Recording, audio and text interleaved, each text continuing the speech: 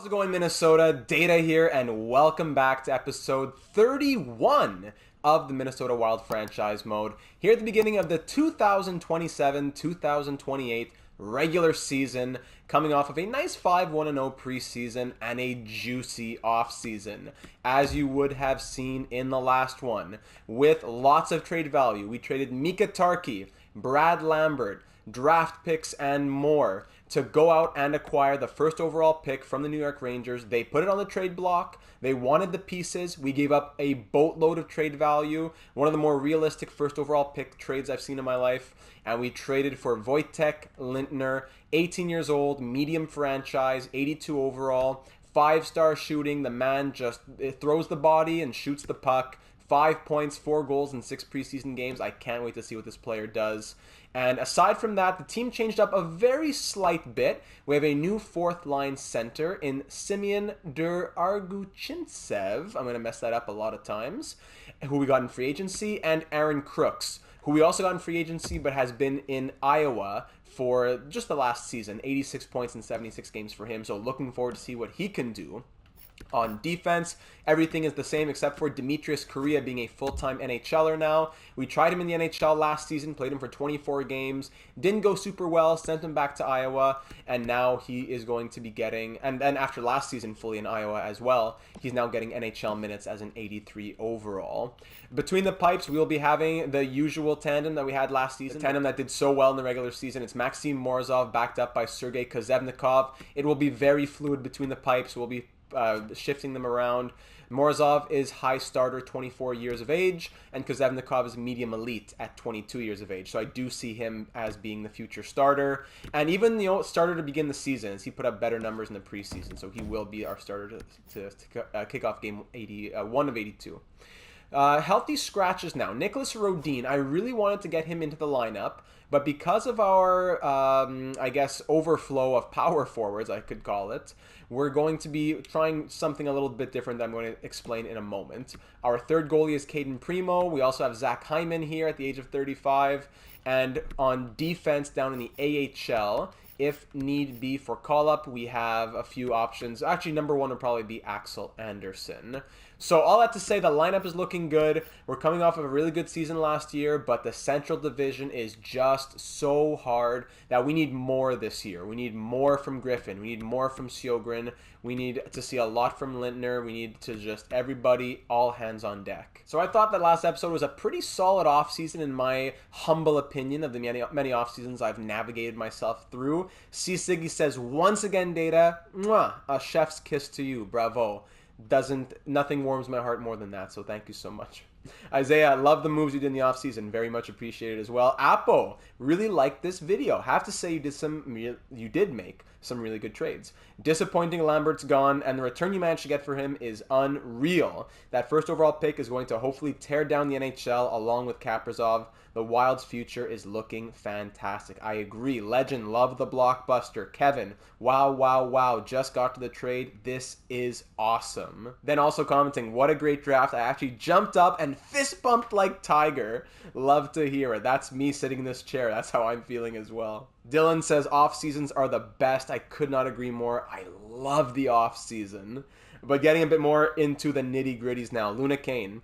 Our biggest question was what's up with the power forwards. Before I get to that answer, just to recap the question, we have Tkachuk, Greenway, Lintner, and Kostin. We can't have Kostin here on the fourth line. He's too good for that. He just signed a juicy 6-year, $3.55 million deal. He fits the chemistry wonderfully. I want him to be on this team long term.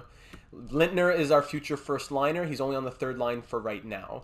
But I would like the future to be Lintner on the first line and then Greenway, Kostin on the second and third line, something like that. I hadn't even really considered, like, hey, should we think about moving Matthew Tkachuk? I was saying, oh, do we trade Greenway or Kostin?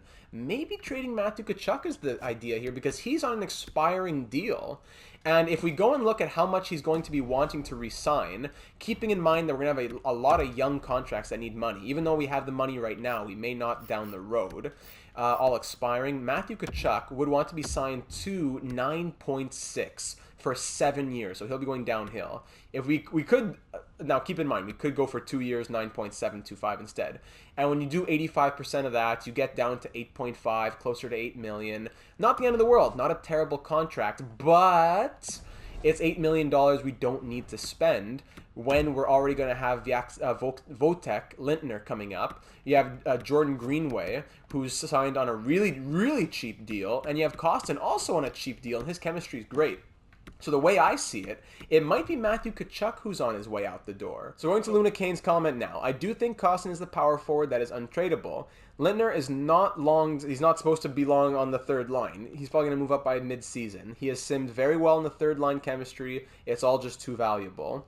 Personally, I would have Tkachuk or Greenway on the first, Lintner on the second, and Kostin on the third from the start.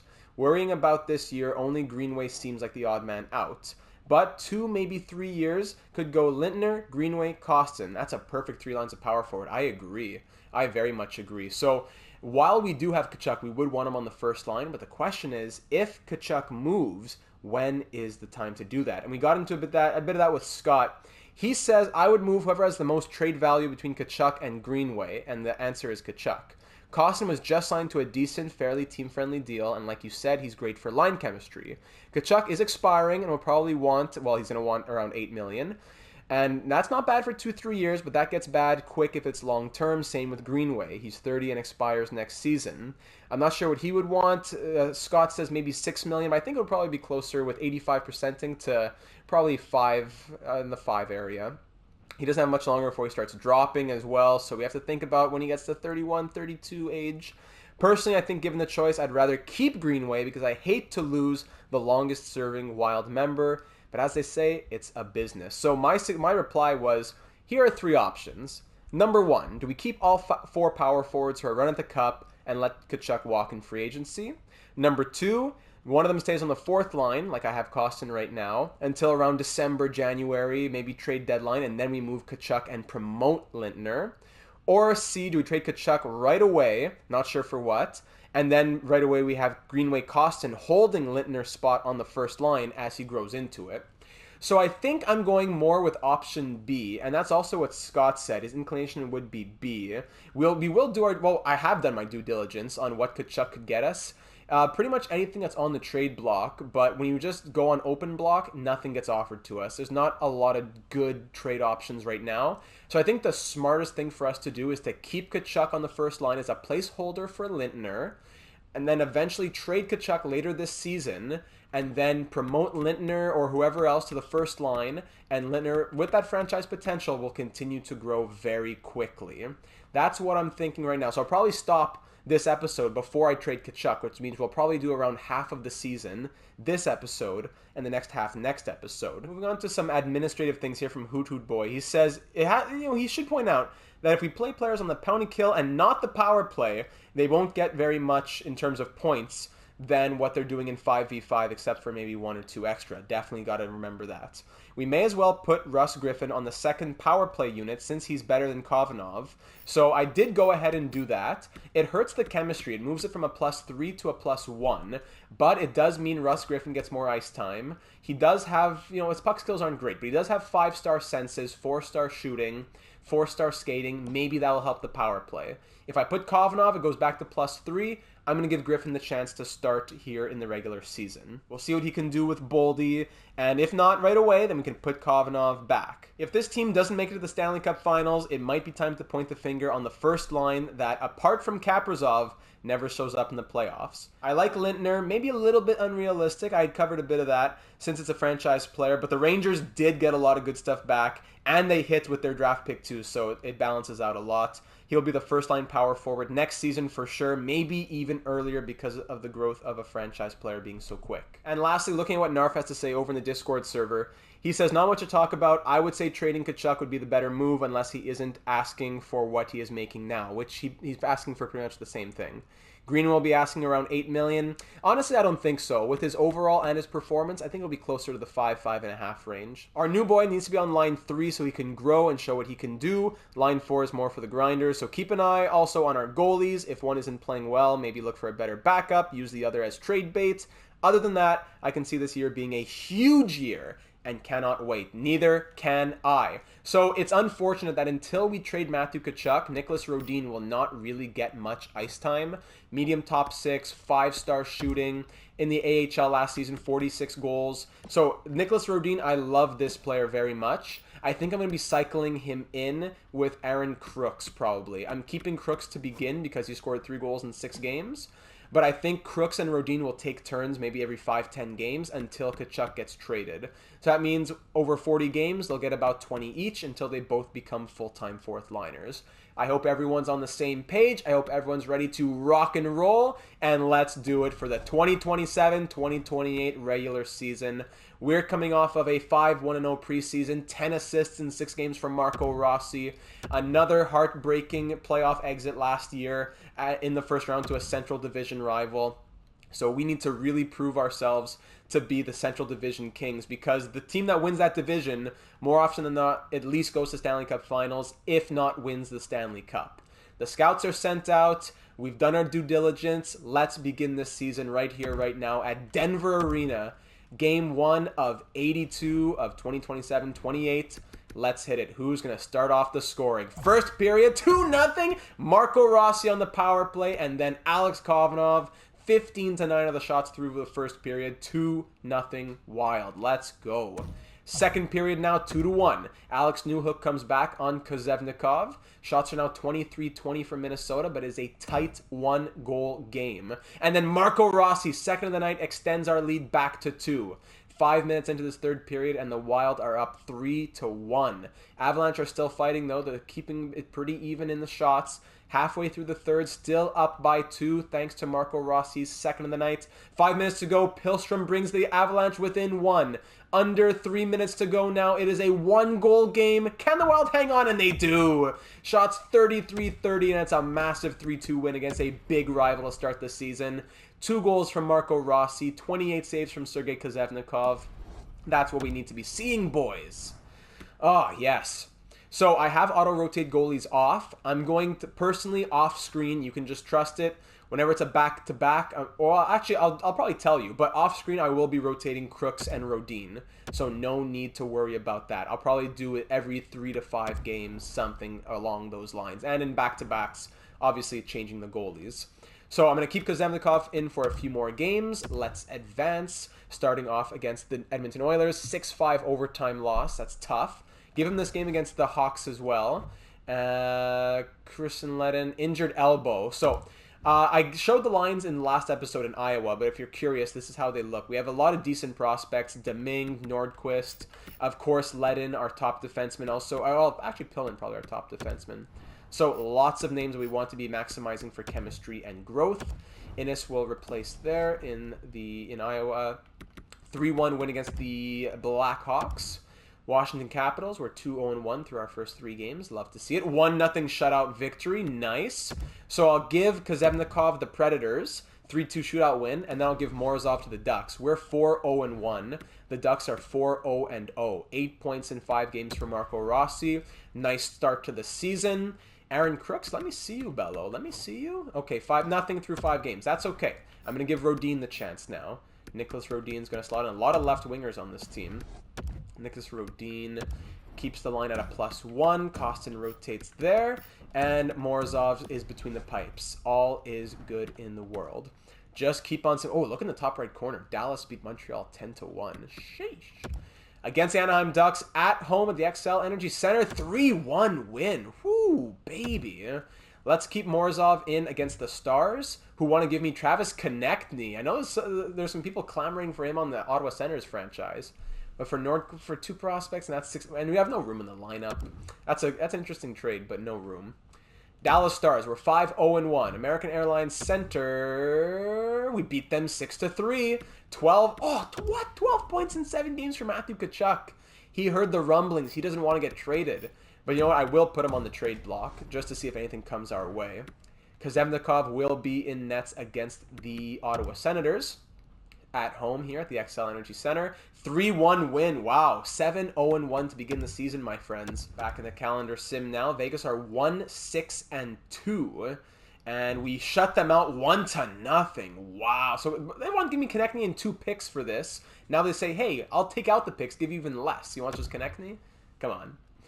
Big shutout victory there. And then we shut out the Avalanche 2-0. What? And then a 5-2 win against the Sharks. We're 10-0-1 to start the season. What? Sergei Kozevnikov, the rookie. Not even the rookie anymore, I guess. What? 3 shutouts in 8 wins? Give him the night off, but what is going on? Rodin, 1 goal, 1 assist in 6 games. Nice, but I will give Crooks his time. I will be fair and just on the 4th line. Good. We'll take a pause to look around game number 20 to see how the points look. But this is crazy stuff. 10-0-1. Calgary Flames at the Scotiabank Saddledome. No, thank you. They want another Dal Cole in their system. 3-1 win. I don't know what's happening. Is it the scoring? Is it the goaltending? A lot of these are low-scoring games, so I think it is the goaltending a lot. Let's keep Morozov in against the 4-5-2 St. Louis Blues at the Enterprise Center. Whoa, 7-6 loss. How do we lose 7-6 out of nowhere? I understand losing, but losing 7-6? Where does that come from? Morozov, yeah, he took a beating. Shee. Kozevnikov, get back in there with your golden numbers. If you had Morozov in your fantasy lineups, you were probably buzzing. Let's go. Yeah, we'll bring Morozov back in against the Canucks. Things are just going so well right now, though. 11-1-1 in the first 13 games. 3-1 loss against the LA Kings. And then a 3-2 win against Vegas. Okay, back in the winning column. Let's go. Morozov back in. Give him a little chance here against Vancouver, who are 7-8-1. What am I saying? 7-8-1. They're 6-4-0 in their last 10. Wow, Artemi Panarin for Hart, who's a prospect not even playing right now. Whoa, that's crazy. What's Panarin looking like these days? 80 overall, with bottom 6 potential. 9 points in 11 games in the AHL. No, that's a deadline move when you know really what you want to do. But good to know that Panarin's on the block. Vancouver Canucks, woo! 10-3 win! Look at Marco Rossi out here. Wow, I wonder what Kaprizov's doing. 10-3 win. Okay, you got the run support, Morozov. Show me a win without the run support. Let's go. I'm putting you in again. 8-0 win. There's the shutout. Oh, wow. Morozov, after getting shellacked, he comes back big. I'm going to keep him in against the Penguins. 7-7-1 are the Penguins. 6-3 loss. All right. I'm not gonna hold that against you personally. You just got a shutout. Tough 6-3 L. Maybe it's the defense's fault. It's okay, Maxime. Relax. Kozevnikov will play the next couple games. We're going to pause after 2 more to see the points. Sharks are 6-12-1. Oh my goodness, 4-0! How many shutouts? What's the record on shutouts to start a season here? Injury in Iowa. This doesn't make sense. We're like 5 shutouts in our first 14 wins or something? How is this happening? Iowa. I hope everyone's having fun down here in Iowa. Innes can go back in the lineup again. And I got to rotate the goalies. Remember to always rotate the goalies in Iowa as well. Oh, wow. Both of them are so good. Wallstead and Stanton are both amazing. Good year for rookies. Thank you, Amateur Scout. Bruins are 11-8-0. Kozevnikov, let's see what you got here. 5-1 win. This is not human. Let's check out the points after 20 games. What is happening in Minnesota, my friends? That first line, Rossi, Kaprizov, Tkachuk, they are really showing up and following through. Do I need to keep Tkachuk? What's going on? Rossi, 34. Kaprizov, 19 goals in 20 games with 31 points. Tkachuk with 27 points. Boquist with 23 and 20. Sergachev, 16 and 20. Lintner in his rookie season, 11 goals, 2 assists. Just loves to shoot. Kovanov, 11. Russ Griffin's even showing up a little bit. 8 points for him. Boldy, this is weird here from Boldy to only have 3 goals in 20 games.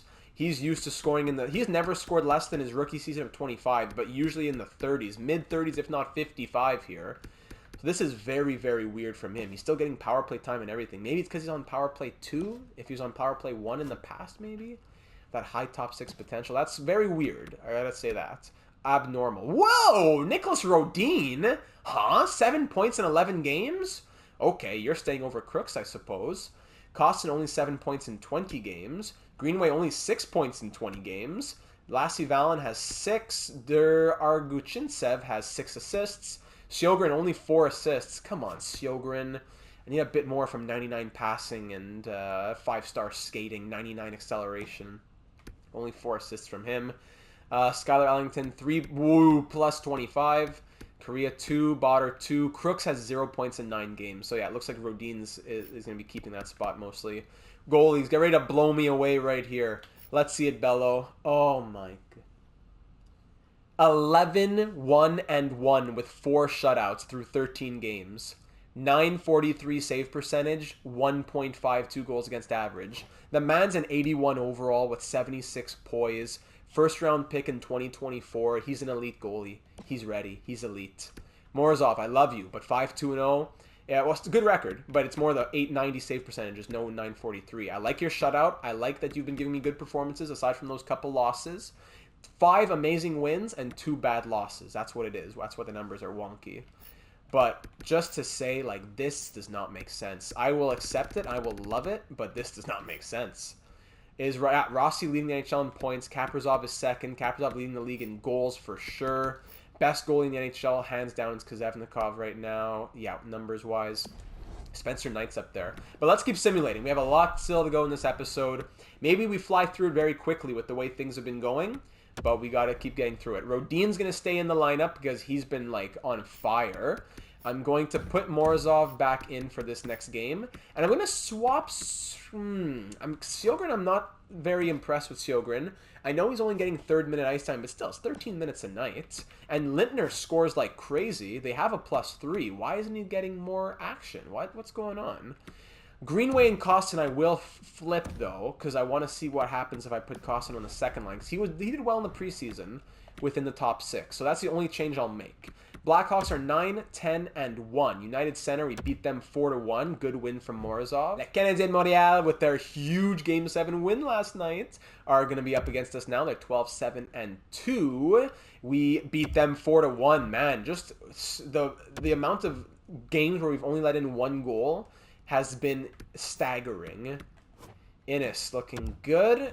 I love that Cody Cece's still out here at a 77 overall. He's been so good in Iowa. 33 years of age. How many years has he been in Iowa? 1, 2, 3, 4? Yeah. 4. No, and then he was in Minnesota for 1 full season as a healthy scratch. Yeah, it's 5 years now in Minnesota/Iowa. He's played 1 game with the Wild. Speaking of the Canadians now, we got the Jets, who are 10-8-2. We're 18-3-1. Morozov still between the pipes. And at the XL Energy Center, we lose 3-0. We get shut out for the first time this season.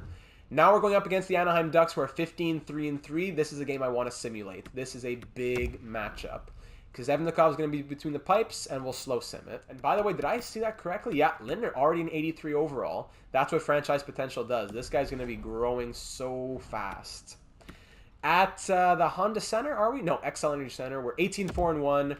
Ducks are 16-3-3. They're 9-0-1 in their last 10. Very good matchup right here. I'm sure they're being led by guys like Sam Steele and Isaac Lundstrom. First period, 2-0. Matthew Boldy, we've been needing his goals, and Mikhail Sergachev, both on John Gibson. Big first period.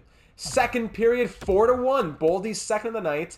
Zegras scores on Kozevnikov, but then Matthew Tkachuk on the power play, who wants to stay on this team. And it's 4-1 Minnesota. Shots 25-16.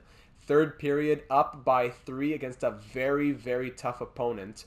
Was not expecting this. Isaac Lundstrom, there he is. He scores to make it 4-2. Power play for the Ducks. 5-on-3, 5-on-4. We kill them all off.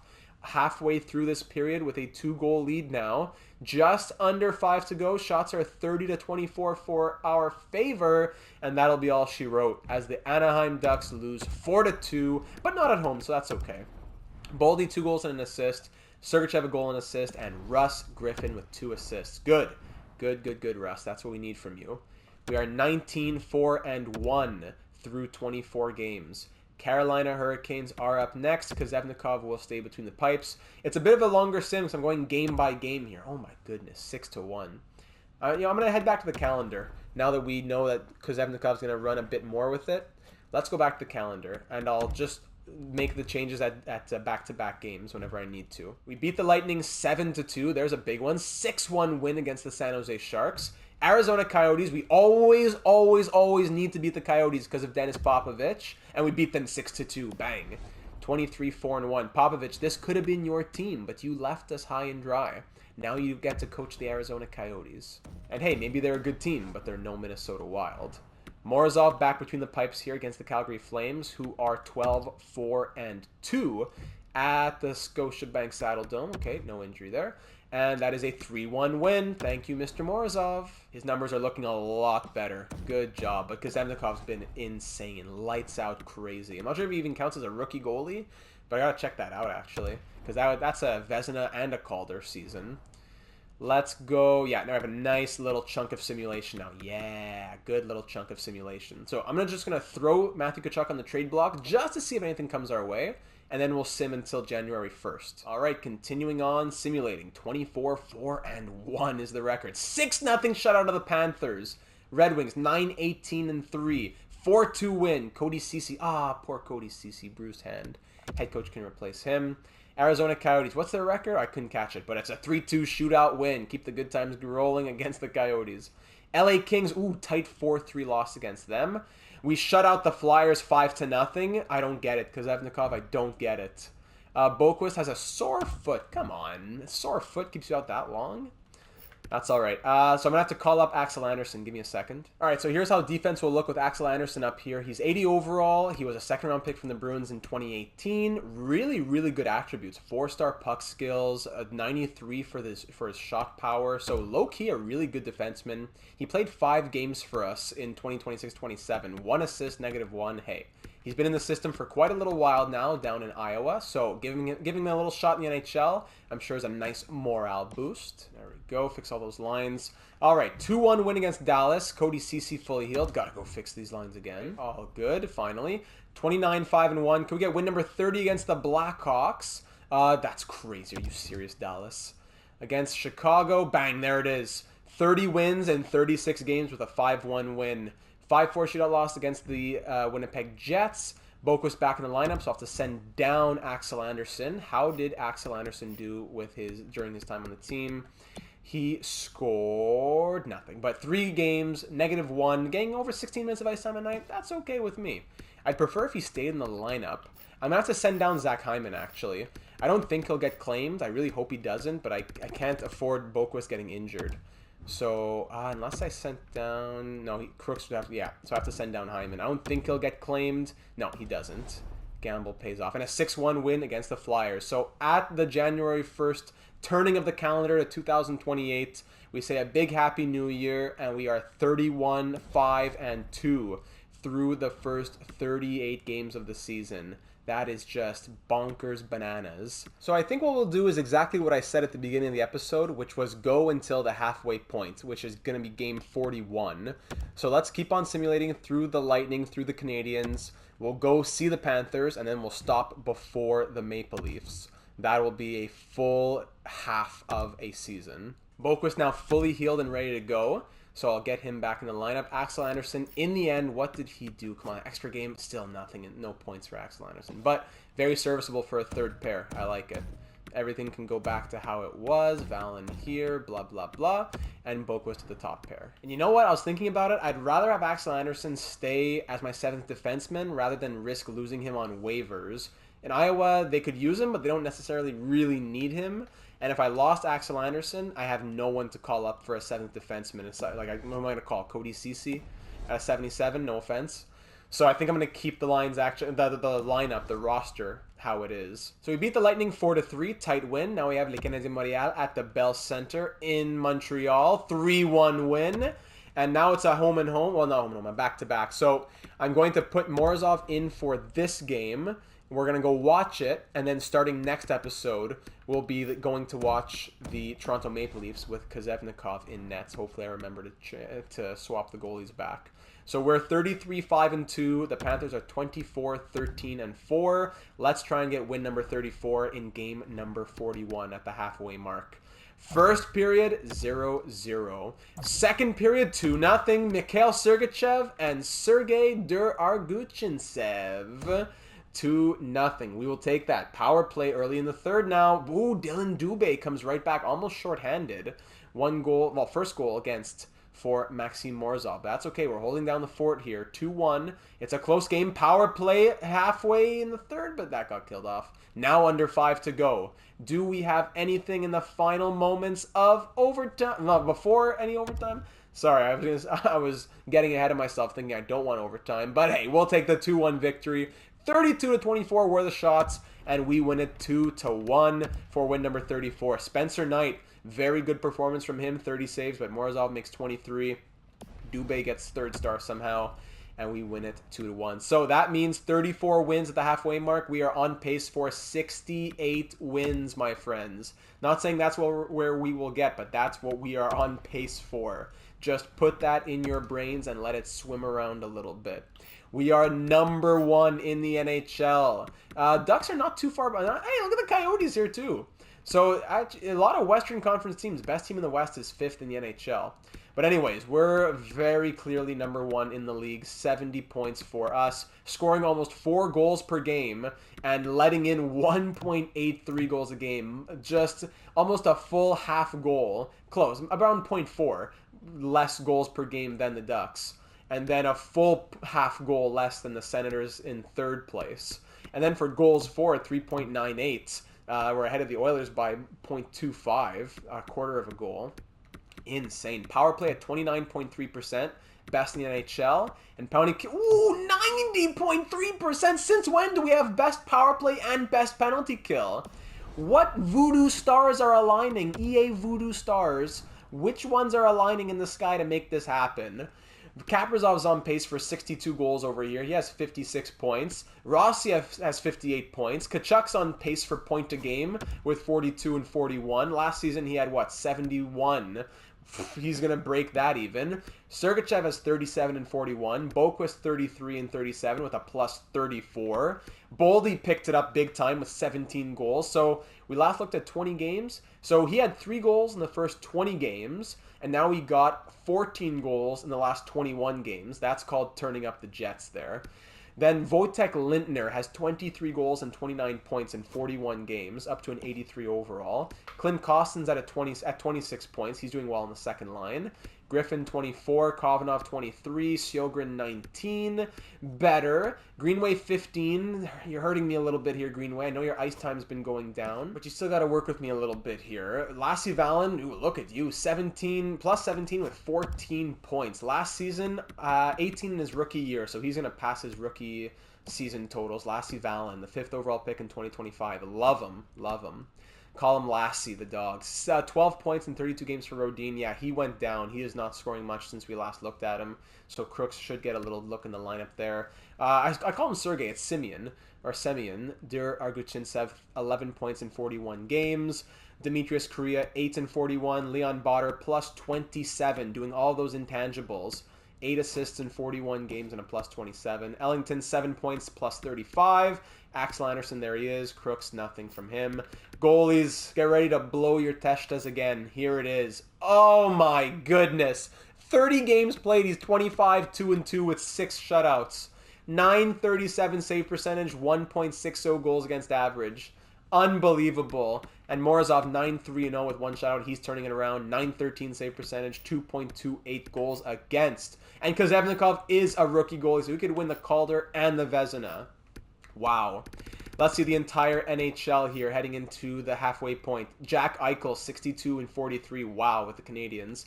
2 games in hand on Marco Rossi. Cole Caulfield, 31 goals. This is the created Cole Caulfield. Same for Kaprizov at 31 goals, but in 2 less games. McDavid, Draisaitl, all the other big names. Leading the NHL in goals, it's a tie between Caulfield and Kaprizov at the moment. Going to goalies now. Just looking at the wins, it's Kozevnikov. Best numbers as well. John Gibson's giving him a fight here for the best numbers, but I think it is right now Sergei Kozevnikov's Vezina to lose for sure. Rookie skaters, anyone up here? It might be between Lintner and Kozevnikov for the Calder. Mauricio Willis, 6th round pick. Wow, in 2021. He is looking good here in his rookie season. Good for you. At 77 overall. Playing on the 4th line and 2nd power play unit. Okay. But oh my goodness. I don't think anything on this team really needs to or should be changed. But we do always want to do our due diligence heading into not the trade deadline, but the halfway point of the season. I want to pause it here because if we are trading Matthew Tkachuk, we want to know what are we doing it for. I don't want to go all the way to the deadline and then kind of just be like, oh, what's going on? Speaking of trades and everything, here's how trade value shapes up at the moment. Louis Bourdon is killing it in Halifax. He's up to a 79 overall, so he is ready for the NHL starting next season. He's our fourth-line center next season, if not third maybe.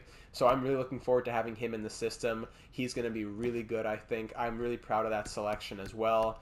Other trade values, Pillman is looking good at 79 overall. He's a third-round pick defensive defenseman. He'll be pushing for the NHL next season. Keep that all in mind. We have some trade value from like MacArthur if we wanted to try trading some prospects perhaps, and we do have some goalies as well. Lots of goalies that we could trade. We could trade these goalies to teams that need them and make smart moves. Maybe even just trading for draft picks right now. Teams that need a goalie, we trade them for a draft pick. So let's look at all of the trade blocks around the NHL very quickly and just sort by overall. Are there any moves we're looking at? We were thinking about Gallagher maybe last episode. We'll see who's on the block now in January. Ducks, nobody. Also, anyone you want to know more about, leave a comment, send a message in the Discord server. I'll send you a picture or give you more information. Charlie McAvoy on the block in Boston. 22 points, -4 in 39 games. We'd have to scout him. Do I have any scouts in the area? Yes, I do. I'll send the scouts, but I still don't know if that's really a good option for us. He has 2 years left. Same with Beauvillier. Maybe Studnicka, a two-way forward. Nah, I don't see it, and doesn't fit the lines. I don't see anyone fitting here. The term is what kills it. Buffalo, and just some prospects. Calgary, Panarin, like we said, he's in the AHL. He has 19 points in 31 games. Maybe he's a fourth line kind of guy. Maybe. Carolina, Svensson, Blackhawks, Taro Hirose. He has 26 points in 45 games. Fits all forward lines, but has 4 years left on his contract. Shea Theodore is on an expiring deal. Now that's interesting. Fits all power play pairs. He has 16 assists, -1 in 41 games on a bad team. That's not a bad idea. Mason Shaw, you want to come home? Oh, he's a healthy scratch. A poor guy. Joel Eriksson Ek, maybe do you want to come home? 19 points in 45 games. Doesn't fit the lines, though. Dylan Gambrell doesn't fit the lines. That's the unfortunate part. Colorado, prospects. Columbus, nobody. Dallas, Konechny, but 3 years left on his deal. 33 points for him. Doesn't fit the lines. Denis Gurianov, 84 overall, 20 points, doesn't fit the lines. Fly through it. Athanasiou, 12 points, fits the second line, not sold. Detroit, Jeff Skinner, not happening. LeBlanc, not happening. Schmaltz, not happening. Thompson, no, none of that's happening. Dougie Hamilton. Oilers, no. Panthers, no. No one here on the Kings. Canadians do have Oliver Bjorkstrand here at 32 points in 43 games. Fits forward line 2. Interesting. This would actually work. It's just that I don't think that's needed. Darnell Nurse, that's a big contract. Fits all D pairings. That's interesting that he fits all D pairings, but 4 more years at 6.4 at the age of 32. Taylor Hall, doesn't fit. Brett Pesce, 3 more years. No. Nashville, nobody. Devils, nobody. Islanders, no. Rangers, this guy Sundstrom, defensive defenseman. Half a star puck skills, half a star senses. Now, that's a wonky prospect. Don't want wonkin prospects. Senators, no. Flyers, no. Rob Thomas, 6 years left, no. Domi. Maybe Jaden Schwartz. Maybe 20 points, -23. Yikes. Fits the second line, though. Possible, maybe, but I don't know if that's a move that really makes me want to do something. Teravainen, 2 years left on his deal. Doesn't fit the lines. Dersey, Fonts. Yarncrow, nah. Marcus Johansson, does he come home? 7 points in 40 games. Fits the fourth line. Hey, he fits the fourth line. But bottom 6 potential, I think we have better options than Marcus Johansson, unfortunately. His discipline boosts his overall a little bit. Tampa Bay, no. Toronto, no. Vancouver, Alex, no. Way too much term on all these guys. Vegas, no. Washington, no. And Winnipeg, no. Okay, there are the trade blocks. No one's super just tantalizing. And if I do go to find trade for Matthew Tkachuk, I don't think anything's going to come up here. I don't think there's any trade value that would make it happen. No, no trades found. What if you say we trade Jordan Greenway instead? What is his trade value going to get us here? We could get Gallagher, a third and a fourth, expiring deal. Pesce, Gallagher in a fourth, Yarncrow third, fifth, Silverthorne in a third, Ward in a third, Kozevnikov in a third. So basically, there's a few top 6 prospects on the Leafs, or we could go out and get a package that includes giving us Brendan Gallagher. That would be an expiring veteran guy, but we're trading our longest serving player, you know? Those prospects on the Leafs, these two are decent. Silverthorne, we were thinking about him in the draft, actually. He was a 15th overall pick, 73. Yeah, it's okay. And Emerson's a defensive defenseman. Not bad. Just want to quickly look at the Canadians. I probably have to scout Brendan Gallagher just to see if we're really interested. Okay, we did scout him, and he doesn't fit any of the lines. He has 20 points with a -7 in 43 games, and the Canadians they're a winning team. I don't think trading Gallagher would make sense for them, even if they did get Greenway. And also, speaking of Greenway, power forwards, blah, blah, blah, just going back to the all-expiring here. Tkachuk, what does he want right now? 9.8 for 6 years. Oh, and if I want to go, let's say 4 years, 10.225. Okay, let's say okay, I'll give you your 6 years just to make it go low, but I'm going to definitely trade you before it's over. 85% is 8.33, so it still would cost us 8.350 for Matthew Tkachuk, but he's playing well, but that's a lot of money. Marco Rossi would be wanting, around 8 years, 10.5. Maybe we could get him right now. That wouldn't be a bad idea. 8.98 is 85%, so basically 9 million. 8 years, 9 million for high elite Marco Rossi, our first line center. I think that's okay. 8 years, 9 million, that's a good deal for Marco Rossi. Because he was wanting like 2 years, 13 million, 8 years, 16 million before. Now he's willing to settle for 8x9. Yeah, I will do that. 8x9 for Marco Rossi. And he wants to extend, which is perfect. Aside from that, I'm not going to touch any of the contracts, goalies. Kozevnikov's expiring. We'll have to sign him. He's going to be wanting what? It might be good to sign Kozevnikov ASAP. But he doesn't want the extension. Would it be bad if we would it be stunting his growth to give him 8 years at like 3.84 million for 8 years? Would that be bad? Like, I've seen that happen. I've heard that happen before, but I haven't really had that happen to me. I wouldn't mind giving him 8 years, 4 million, instead of giving him like a 1 year deal to keep him as an RFA for 3 million, and then he wants 6, 7, 8 million when he grows. So I'm not going to offer it yet, but I think I'm going to offer it next episode. Let me hear your thoughts on that and everything else. A bit of a shorter-ish episode than usual, not pushing the hour 15 mark here, but we are killing it here in Minnesota, my friends. Thank you for bearing with me. Working a full-time schedule and doing all the uploads and streams is not an easy task, so I do appreciate your patience. Everything you need is down in the description, whether it be linked to Twitter, linked to the Discord, or a link to the Twitch channel. I'd love to get you involved in the channel. Join the community. It would be that much better with you in it. If you've been enjoying this video and this series as a whole, go ahead and give the video a thumbs up and consider subscribing because you'll be made aware of all the uploads. NHL 7 franchise mode is coming soon. Dynasty mode, I know I keep saying it, but I definitely want to wait until I have enough time to put the right product out. I don't want to rush this because all summer it'll be a beautiful long series, but right now, end of June, grind, working full time, I don't want to rush it right now, but it is coming in the very, very near future. Same with MLB The Show, F1, and more. A lot of that happens over on the Twitch streams, so that's why it would be good to follow. But once again, thank you so much for watching. Looking forward to hearing your thoughts on the 34-5-2 Minnesota Wild, and I will see you all in the next one.